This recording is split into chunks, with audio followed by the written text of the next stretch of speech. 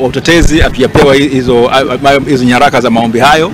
Kwa hiyo tulichosimama ilikuwa ni kwamba hii inakiuka msingi mzima wa haki ya mtu kusikilizwa, anayeshtakiwa na haki ya kuweza kumjua yule ambaye anamshtaki na kuweza kuwajua wale mashahidi na kuweza kuwahoji ili mwisho wa siku haki itendeke.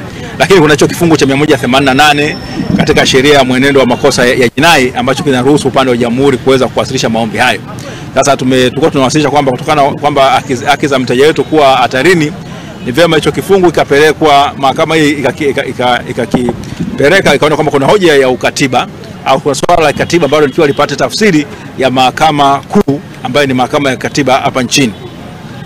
Sasa baada ya kutusikiliza, hakimu Muhini ameamua kwamba yeye anakubaliana na upande wa serikali kuomba kuahirishwa kusikilizwa kwa kesi hii ili yale maombi madogo ambayo yamewasilisha mahakamani yasikilizwe, na baada ya hapo sasa tukutane tarehe 16 ya mwezi wa sita ili kesi iweze kuendelea kusikilizwa.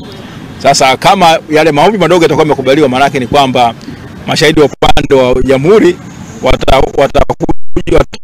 watatokea mahakamani bila kuonekana, na tutajua nani, wengine wanaweza kutajua tu nani, kwamba kuna shahidi unasikia sauti yake inakuja, jina lake hatujui, sura yake hatujui, hata nyaraka anabaza anazigemea huenda hatuzijui. Sasa sisi kama mawakili wa utetezi bado tunatakiwa kukaa na kuangalia hatua gani tufanye kutokana na mazingira hayo, au kwamba ni kipindi hiki kabla ya siku hiyo au siku hiyo ambako kesi itakuwa imeitwa kusikilizwa. Kwa hiyo nadhani kuna hoja nyingi sana za kikatiba na hoja za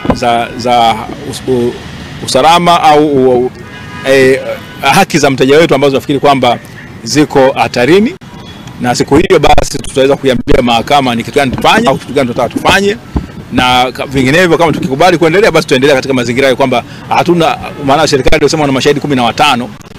Sasa leo maana yake inaelekea wote 15 watafichwa. Sasa tutaweza kujua hatari ambayo itajitokeza. Sisi tunaona kwamba kuna shida ya katiba ya hicho kifungu, lakini mwisho wa siku yote yatafahamika kama tutakwenda mahakama kuu kuweza kupata tafsiri au kama tutaendelea na mfumo huu tutaamua baadaye. Kwa hiyo kwa leo siwezi kusema kwamba itakuwa ni mapema sana, kwa sababu kama jopo la mawakili wa utetezi ambao tuko 30 hatujakaa kuweza kutoa msimamo wa pamoja. Asanteni. Mimi naitwa Juma, mmiliki wa magari ya usafirishaji wa mizigo na abiria. Natumia BimaPapp kwa sababu inaruhusu kuweka TIN namba yangu wakati wa kununua bima. Inafanya iwe rahisi kudai vati kutoka TRA kwa kutumia hati hiyo ya bima. Uwezo wa kupata mkopo bwana.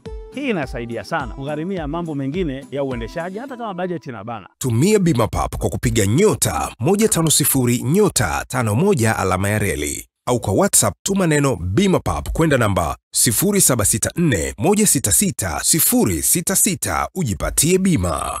BimaPapp, urahisi wa maisha.